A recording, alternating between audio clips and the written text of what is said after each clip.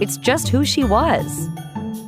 Taking care of Wolf wasn't easy, but the rescuers didn't mind, because one day they'd get to see Wolf soar the sky.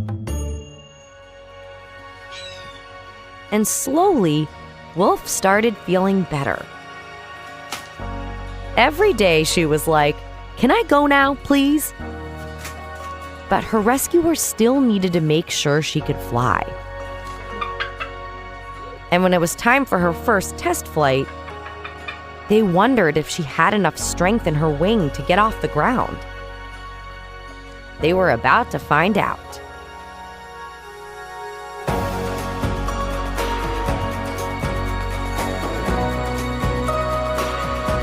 With time and practice,